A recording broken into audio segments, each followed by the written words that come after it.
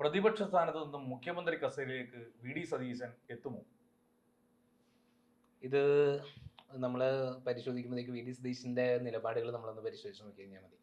അദ്ദേഹം കഴിഞ്ഞ ദിവസം അദ്ദേഹം പറയുന്നുണ്ടായിരുന്നു, ഞാൻ പറവൂർ മണ്ഡലത്തെ കുറിച്ച് അദ്ദേഹം പറയുന്നുണ്ടായിരുന്നു, എവിടെ ചെന്ന് കഴിഞ്ഞാലും ഞാൻ ഈ പറയുന്ന പോലെ കരയിൽ പിടിച്ചിട്ട മീനെ പോലെയാണെന്ന്. എനിക്ക് വീണ്ടും വീണ്ടും പറവൂരേക്ക് എത്തണമെന്ന് പറയുന്നുണ്ടായിരുന്നു. കഴിഞ്ഞ ദിവസമാണ് നമ്മൾ കണ്ടത് പറവൂര ജനങ്ങൾ തന്നെ അദ്ദേഹത്തിനെതിരെ രോഷാകുലരായി പെരുമാറുന്ന ഒരു വീഡിയോ നമ്മൾ കണ്ടത് അല്ലെ?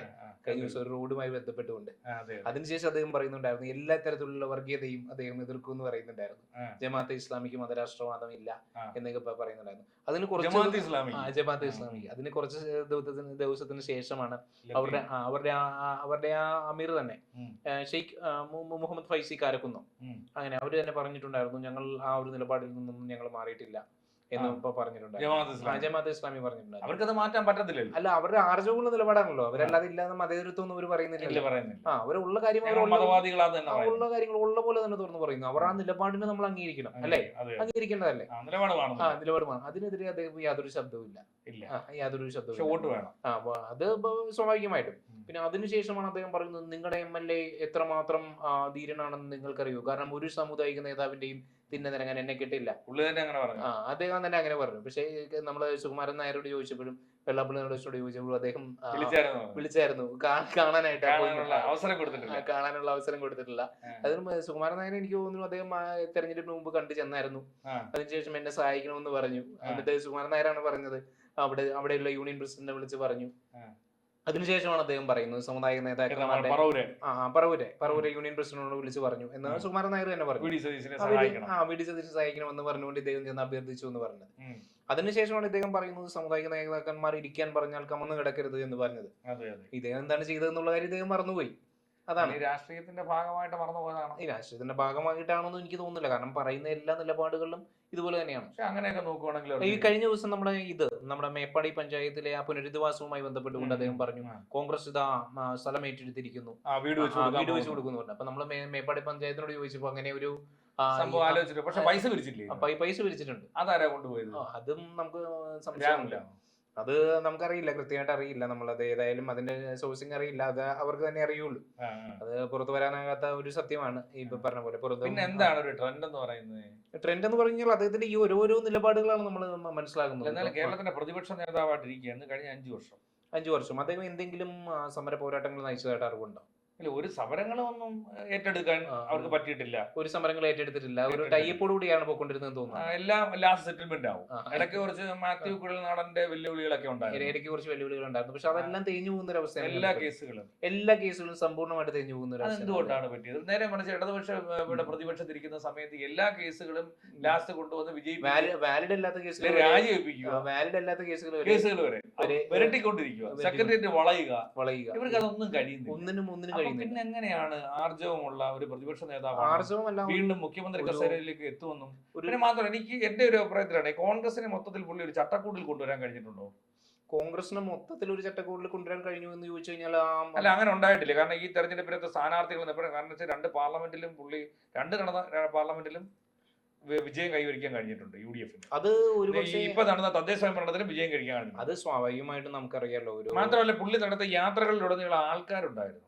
ആളുകള് നമ്മളിപ്പോ കഴിഞ്ഞ ദിവസം വട്ടിയൂർക്കാവിൽ ഇതില്ലായിരുന്നല്ലോ, CPM നടത്തിയ ജാഥകൾ. അല്ല, കഴിഞ്ഞ ദിവസം നമ്മൾ വട്ടിയൂർക്കാവിൽ കണ്ടതല്ലേ? അവര് ആളുകൾ വരുന്നതിന്റെ പേയ്മെന്റ് ഉണ്ട്. കഴിഞ്ഞ ദിവസം കണ്ടാണല്ലോ. ആളുകൾ സംഘടിപ്പിക്കുന്നതിന് ബുദ്ധിമുട്ടൊന്നും ഇല്ലല്ലോ. ഇപ്പൊ രാഹുൽ ഗാന്ധി നടത്തുന്ന ജോഡോ യാത്രയിൽ ഇഷ്ടംപോലെ ആളുകളല്ലേ. എന്നിട്ട് അവിടേക്ക് ലഭിക്കുന്നത് 0 സീറ്റുകളല്ലേ. മിക്ക സീറ്റുകളും കോൺഗ്രസ് നിലനിർത്താൻ പോലും കഴിയുന്നില്ലല്ലോ. ആളുകൾ ഈ കിടന്ന് കാട്ടിക്കൂട്ടുന്നോണ്ടൊന്നും വിജയം കൈവരിക്കാൻ കഴിയത്തില്ലെന്നാണ് പറയുന്നത്. വിജയം കൈവരിക്കാൻ അവരുടെ നമ്മുടെ തിരുവനന്തപുരത്തെ DCC പ്രസിഡന്റ് തന്നെ തുറന്നു പറഞ്ഞിട്ടില്ലേ യഥാർത്ഥ സംഭവവികാസം അദ്ദേഹം. ഇവിടെ പാർട്ടിയുടെ സ്റ്റേറ്റ് പ്രസിഡന്റ് മത്സരിക്കുന്നുണ്ട്, KPCC പ്രസിഡന്റ് മത്സരിക്കുന്നുണ്ട്.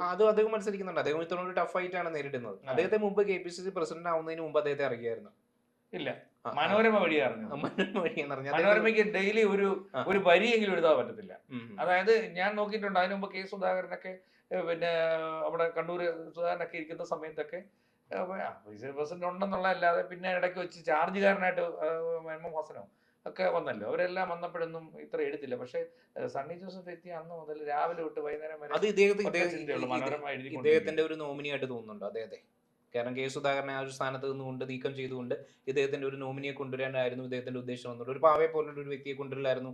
പാവയാണെന്ന് പറയാൻ പറ്റത്തില്ല, സംഘടിപ്പിക്കുന്നുണ്ടല്ലോ. ഇപ്പൊ ഞാൻ നോക്കിയപ്പോ കോൺഗ്രസ് ഈ തെരഞ്ഞെടുപ്പിനെയൊക്കെ വളരെ കാര്യമായിട്ടല്ലേ നേരിടുന്നത്. കാര്യമായിട്ട് നേരിടുന്നു എന്ന് പറഞ്ഞു. അല്ല, പലയിടത്തും ഞാൻ നോക്കട്ടെ, ഇപ്പൊ CPM അടക്കം വെല്ലുവിളിയായില്ലേ. അത് ഈസി ആയിട്ട് ജയിച്ചു കയറാൻ പറ്റുന്നുണ്ടോ? ഈസി ആയിട്ട് അതപ്പോ ഒരു പ്രസിഡന്റിന്റെ ഒരു പ്രതിപക്ഷ നേതാവിന്റെ ഒക്കെ ബലം തന്നെയല്ലേ അത് ബലമായിട്ട് പറയാൻ കഴിയില്ലല്ലോ. കാരണം സ്വാഭാവികമായിട്ടും ദുർബലരാണെങ്കിൽ ഈ പറയുന്ന ഇവര് 109 സീറ്റോ 110 സീറ്റോ മേടിച്ച് എപ്പോ അധികാരം വരുന്ന ഉറപ്പിക്കാമല്ലോ. പക്ഷെ അങ്ങനെ ഒരു ഉറപ്പ് ഇപ്പൊ കൊടുക്കാൻ പറ്റുന്നില്ലല്ലോ. അല്ല, 100 സീറ്റിൽ കൂടുതൽ പോയി കഴിഞ്ഞാൽ അല്ലെങ്കിൽ 100 സീറ്റിൽ കൂടുതൽ നേടിയില്ല എന്നുണ്ടെങ്കിൽ വനവാസത്തിന് പോകുമെന്നാണ് വി ഡി സതീശൻ പറഞ്ഞിരിക്കുന്നത്. അത്രയും ഉറപ്പ് കിട്ടിയിട്ടില്ലേ? ഉറപ്പ് ജനങ്ങളിൽ നിന്നുള്ള ഉറപ്പായിരിക്കും. പക്ഷേ നമ്മുടെ ഏതെങ്കിലും ഒരു സർവേയിൽ ആ ഒരു ഇത് പ്രതിഫലിക്കുന്നുണ്ട്. സർവേ ഒക്കെ ഈ നാട്ടിൽ നടക്കുക. ഇവിടെ ഈ പറയുന്നത് 2002 അത് ഗുജറാത്ത് കലാപം നടന്നതിന് ശേഷം ലോകം മുഴുവനും വെറുക്കപ്പെട്ടൊരു വ്യക്തിയായിരുന്നു നരേന്ദ്രമോദി.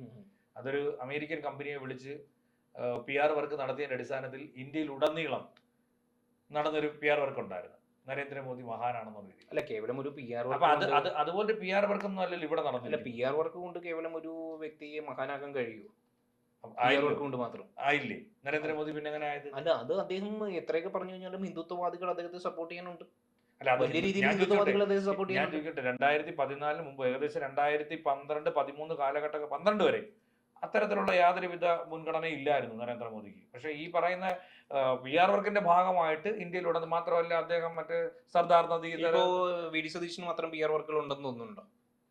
PR വർക്കിന്റെ ഭാഗമായിട്ടാണോ, പുള്ളി നടത്തുന്ന പ്രസ്താവനകളുടെ ഭാഗമായിട്ടാണോ, ഇനി നിലപാടുകളുടെ പൊരുത്തക്കേടായിട്ട് തോന്നുന്നുണ്ടോ? നിലപാടുകളെല്ലാം പൊരുത്തക്കേടുള്ളതായിട്ട് തോന്നുന്നു. അത് തോന്നാറുണ്ട്. പക്ഷെ ലത്തീൻ സഭയുടെ അടുത്ത് നിലപാട് പറഞ്ഞില്ലേ? അത് വളരെ വ്യക്തമായിട്ടുള്ള നിലപാടാണ് അദ്ദേഹം എടുത്തത്. അദ്ദേഹം അവരോട് പോയി പണി നോക്കാൻ തന്നെ പറഞ്ഞു. അവരോട് പോയി പണി നോക്കാൻ പറഞ്ഞു. കോൺഗ്രസിന്റെ കാര്യങ്ങൾ എനിക്ക് തോന്നുന്നു കുറെ കാര്യങ്ങളൊക്കെ പുള്ളി അങ്ങനെ ചെയ്യാറുണ്ട്. കോൺഗ്രസ് തന്നെ കടുംപിടുത്തം പിടിച്ച് സ്ഥായിട്ടുണ്ടായിരുന്നു. ഇവിടെ അതല്ല, ഈ പ്രത്യേകിച്ച് പറഞ്ഞെന്ന് പറഞ്ഞാൽ നമ്മുടെ സ്ഥാനാർത്ഥി നിർണയത്തിന്റെ കാര്യത്തിൽ MP-മാരുടെ സ്ഥാനാർത്ഥിയാവാൻ വലിയ ആവേശം കൊണ്ട് നടന്നതാണ്. അല്ല, അതല്ല, നമ്മള് ലാറ്റിൻ സഭയോട് അദ്ദേഹം പോയി പണി നോക്കാൻ പറഞ്ഞു. എന്നിട്ട് അവസാനം അവരുടെ അരവണ തന്നെ ഇദ്ദേഹം തന്നെ സന്ദർശിച്ചു. അതെ, അല്ല, അതിനേക്കാൾ ഉപരി ഔട്ട്ഡേറ്റഡ് ആയിട്ട് കുറച്ച് ആൾക്കാരാണ് കോൺഗ്രസിനകത്ത് നിൽക്കുന്ന ഈ സീനിയേഴ്സ് എന്ന് പറയുന്നത്. ഔട്ട്ഡേറ്റഡ് ആണ്, അവർക്ക് അറിയത്തില്ല ഈ പുതു സംവിധാനത്തെ കുറിച്ച്. പക്ഷേ പുതിയ സംവിധാനങ്ങളെ കുറിച്ച് അറിയാവുന്ന ഒരു വ്യക്തിയാണ് വി ഡി സതീശൻ. അല്ല, ഞാൻ മനസ്സിലാക്കുന്നത് ഓരോ കാര്യങ്ങൾ ചെയ്ത് കഴിഞ്ഞതിന് ശേഷവും ഇദ്ദേഹം തന്നെ ഇദ്ദേഹത്തിന്റെ നിലപാട് തന്നെ മറന്നു പോകുന്നു എന്നുള്ളതാണ് മനസ്സിലാകുന്നത്. ഇദ്ദേഹത്തിന്റെ നിലപാടുകൾ തന്നെ മറന്നു പോകുന്ന ഒരു കാഴ്ചയാണ് നമ്മൾ കാണുന്നത്. നിലപാടുകൾ മാറ്റുന്ന ആൾക്ക് പിന്നെ ഭരണ സംവിധാനത്തിൽ വന്നാൽ ഒരുപക്ഷെ ചെന്നിത്തല മുഖ്യമന്ത്രി ആവില്ലെന്ന് നമുക്ക് പറയാൻ കഴിയുമോ? അവരൊക്കെ ഔട്ട്ഡേറ്റഡ് ആയിട്ട്. അല്ല, ഔട്ട്ഡേറ്റഡ് ആണെങ്കിലും ഇപ്പൊ കഴിഞ്ഞ ദിവസം കെ സുധാകരൻ പറഞ്ഞു, PJ കുര്യൻ പറഞ്ഞു, അത് ഇദ്ദേഹത്തിന് ഒരു വെല്ലുവിളിയല്ലേ? അതൊക്കെ അല്ലേ, വെല്ലുവിളിയല്ലേ ഇദ്ദേഹത്തിന്? പക്ഷെ അതിനെല്ലാം അതിജീവിച്ച് പുള്ളി കയറി വരുന്നില്ലേ? അതിനെല്ലാം അതിജീവിക്കണമെങ്കിൽ 70 കൂടുതൽ സീറ്റ് ലഭിക്കണ്ടേ? 74 സീറ്റ് ലഭിച്ചിട്ടും കാര്യമില്ല. 100 സീറ്റ് ലഭിച്ചില്ലെങ്കിൽ വനവാസത്തിന് പോകുന്നല്ലേ അദ്ദേഹം പറഞ്ഞിരിക്കുന്നത്. ആ ഒരു ഉറപ്പല്ലേ അദ്ദേഹം കൊടുത്തിരിക്കുന്നത്. കഴിഞ്ഞ ദിവസം അദ്ദേഹം കൊടുത്തിട്ടുണ്ടായിരുന്നു, രാഷ്ട്രീയ വനവാസത്തിന് പോകുന്നതാണ് അദ്ദേഹം പറഞ്ഞിട്ടുണ്ടായിരുന്നത്. ചിലപ്പോൾ അദ്ദേഹത്തിന് ഉറപ്പും കാണും. അല്ല, അത് പക്ഷേ ഞാൻ പറയുന്ന ഇന്നത്തെ സാഹചര്യത്തിൽ നമ്മൾ തന്നെ മണ്ഡലങ്ങൾ പലതും എടുത്ത് പരിശോധിച്ച് നോക്കിയപ്പോൾ അവിടെ എവിടെയെങ്കിലും അല്ല സാധ്യതയുള്ള സീറ്റുകൾ പോലും ഇപ്പൊ പറഞ്ഞ ഏറ്റവും അധികം സാധ്യത തൃക്കാക്കര മണ്ഡലം കുറച്ച് മുമ്പേ പറഞ്ഞിരിക്കും, ഉമ്മ തോമസിന് കഴിയുമ്പോ. അപ്പൊ അതുപോലെ കോൺഗ്രസിന് അടിയറവിട്ട് പറയാൻ വഴി ഇപ്പൊ പറവൂർ വി ഡി സതീശൻ തോൽക്കും. പറവൂര് അദ്ദേഹത്തെ പരാജയപ്പെടുത്തുക എന്ന് പറയുന്നത് നടക്കുന്ന കാര്യമല്ല. അപ്പൊ കോൺഗ്രസ് സ്ഥാനാർത്ഥികൾക്ക് അങ്ങനെ ഒരു മെച്ചമുണ്ട്. അങ്ങനെ ഇടതുപക്ഷ സ്ഥാനാർത്ഥികൾക്ക് പറയാൻ പറ്റൂല.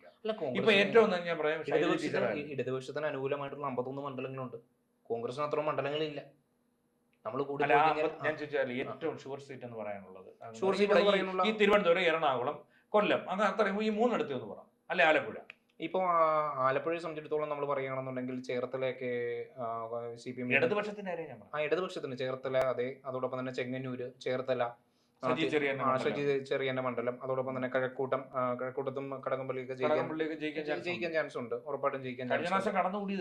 കഴിഞ്ഞ പ്രാവശ്യം കടന്നുകൂടിയതാണെങ്കിലും ജയിക്കാൻ തന്നെ ചാൻസ് ഉണ്ട്. അതോടൊപ്പം തന്നെ ഒരുപാട് കൊല്ലത്തെ സംബന്ധിച്ചിടത്തോളം അവർക്ക് പുനലൂര്, അതോടൊപ്പം തന്നെ ചിഞ്ചുറാണി മത്സരിക്കുന്ന മണ്ഡലം. ചിഞ്ചുറാണിയെ സംബന്ധിച്ചിട്ട് അവിടെ പക്ഷേ നല്ല ഭൂരിപക്ഷമുള്ള ഒരു അവരുടെ ഭൂരിപക്ഷത്തെ ഒന്നും മറികടക്കാൻ കഴിയുമെന്ന് എനിക്ക് തോന്നുന്നില്ല. ഓപ്പോസിറ്റ് സൈഡിലെ കാൻഡിഡേറ്റ്സ് ഇല്ല, നല്ല പ്രഗത്ഭരായിട്ടുള്ള കാൻഡിഡേറ്റ്സ് ഇല്ല. ഇപ്പൊ പിന്നെ കണ്ണൂര് നമ്മൾ പറയേണ്ടതില്ലല്ലോ, കല്യാശ്ശേരി, പയ്യന്നൂര്, അതോടൊപ്പം തന്നെ ധർമ്മടം, ആയിക്കെ നമ്മൾ പരിശോധിച്ചു മുഖ്യമന്ത്രിയുടെ മണ്ഡലം. അത് നമുക്കറിയാമല്ലോ. ഒരുപക്ഷെ ഷാഫി എതിരെ മത്സരിച്ചിരുന്നുണ്ടെങ്കിൽ ഒരു മത്സരമെങ്കിലും ഉണ്ടായേനെ, അല്ലെങ്കിൽ കെ സുധാകരൻ മത്സരിച്ചിരുന്നെങ്കിൽ ഒരു മത്സരമെങ്കിലും ഉണ്ടായേനെ. അബ്ദുൾ റഷീദിനെ കൊണ്ടൊക്കെ ഒരു ഭൂരിപക്ഷം കുറയ്ക്കാൻ കഴിയുമോ? ഒന്നും ചലിപ്പിക്കാൻ പോലും കഴിയില്ല. അപ്പൊ നമ്മൾ പറഞ്ഞു വരുന്ന ഒരു കാര്യം എന്ന് പറയുന്നത് വി ഡി സതീശന്റെ ഒരു നിലപാടില്ലായ്മയാണ്, അല്ലെ? ആ നിലപാടില്ലായ്മ എങ്ങനെ അദ്ദേഹത്തിന് മുഖ്യമന്ത്രി കസേര കൊണ്ടെത്തി?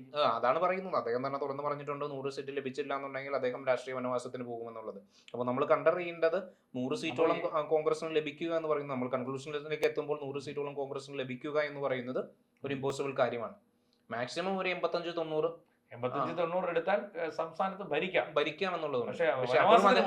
പക്ഷേ അപ്പോഴും അദ്ദേഹത്തിന്റെ നിലപാട് നമ്മൾ മറക്കരുത്. അദ്ദേഹത്തിന് വനവാസത്തിന് പോകേണ്ടി വരും. അപ്പോൾ മുഖ്യമന്ത്രി കസേരയിലേക്ക് അഡ്ജസ്റ്റ് ചെയ്ത് പറഞ്ഞാൽ മതിയായിരുന്നു. അപ്പോഴും മുഖ്യമന്ത്രി കസേരയിലേക്ക് എത്തുന്നത് രമേശ് ചെന്നിത്തലയാണോ അതോ ഡൽഹിയിൽ നിന്നുകൊണ്ട് KC വേണുഗോപാലാണോ എന്നുള്ളത് മാത്രം നമ്മൾ സ്ഥിരീകരിച്ചു. അങ്ങനെ കുറച്ച് കളികൾ ഇതിനകത്തുണ്ട്. അതുകൊണ്ട് ഇതിന് ശേഷം ഉണ്ടാവുന്നുള്ളത് ഉറപ്പാണ്. അത് നമുക്ക് നല്ലൊരു അടി കാണാം. അത് നല്ലൊരു കളി കാണാം. അത് നമുക്ക് കാത്തിരുന്ന് കാണാം. തീർച്ചയായും.